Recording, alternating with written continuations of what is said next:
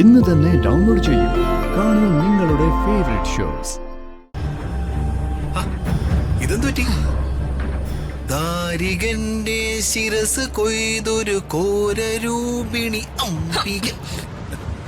എടാ, ഞാനിവിടെ കലിതുള്ളി നിൽക്കുമ്പോ നിനക്ക് തമാശയാ? ഞാനൊരു ഭജനപ്പാട്ടിലെ വരികൾ മൂളിയതല്ലേ അമ്മേ?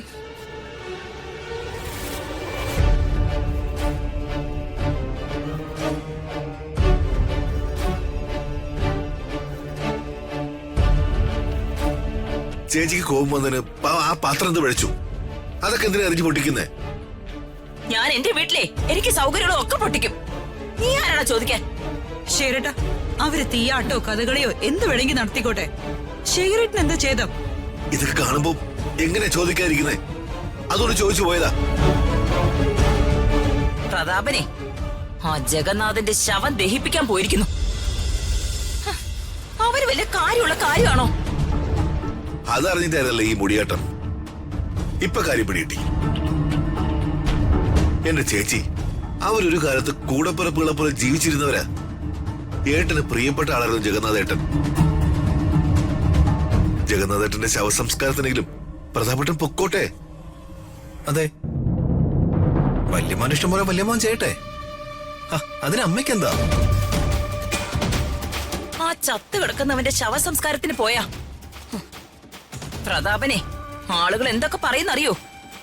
ആളുകൾ നല്ലത് മാത്രമേ പറയൂ. അവരെ നല്ല സുഹൃത്തുക്കളായിരുന്നു. പക്ഷെ അവരെ തമ്മിൽ തെറ്റിച്ചതേ ചേച്ചി ഒറ്റ ഒരുത്തിയ. പിന്നെ ഞാൻ എന്റെ ആങ്ങളുടെ ഭാര്യയുടെ ജാരനെ പൂവിട്ട് പൂജിക്കണോ? ഇത്തരം അപവാദങ്ങളൊക്കെ ചേച്ചി പഠിച്ചുണ്ടാക്കിയതല്ലേ? ചത്തുപോയില്ലേ ചേച്ചി ആ മനുഷ്യൻ? ഇനിയെങ്കിലും അങ്ങേരെ ഒന്ന് വെറുതെ വിട്ടൂടെ? ആ പാവം മനുഷ്യന്റെ ചിതയ്ക്കെങ്കിലും ഏട്ടനൊന്ന് തീ കൊളുത്തിക്കോട്ടെ. ചെയ്ത പാപം കുറച്ചെങ്കിലും തീരട്ടെ. ഇല്ല, ഞാൻ അതിനെ സമ്മതിക്കില്ല. എടാ, അത് പ്രതാപനാകെ നാണക്കേടാ. അതവൻ അറിയില്ല. സ്വന്തം ഭാര്യയില് ഒരു കുഞ്ഞിനെ ജനിപ്പിക്കുകയും പിന്നീട് ആ കുഞ്ഞിനെ പ്രതാപന് ദാനം ചെയ്തിട്ട് അവളെയും കൊണ്ട് നാട് വിട്ടവനാ ഈ ജഗന്നാഥൻ. ചേച്ചി, പത്മയിടത്തെ കുറിച്ചുള്ള അപവാദം ഉണ്ടല്ലോ, ചേച്ചി ഇവിടെ വെച്ച് നിർത്തിക്കോ. ഇനി ഞാൻ കേട്ടു നിൽക്കില്ല. കേട്ടു നിൽക്കാൻ പറ്റുന്നില്ലെങ്കിലേ ഇറങ്ങി പോണം. എനിക്ക് സൗകര്യമില്ലെങ്കിലോ? ഞങ്ങളോട് ഇറങ്ങി പോണോന്ന് ഏട്ടനോ ഋതുപോളോ പറയട്ടെ. അവരുടെ ഈ വീട്. ശേഖര, എനിക്കുള്ള അധികാരം പോലും ചേച്ചിക്ക് ഈ വീട്ടിലില്ല.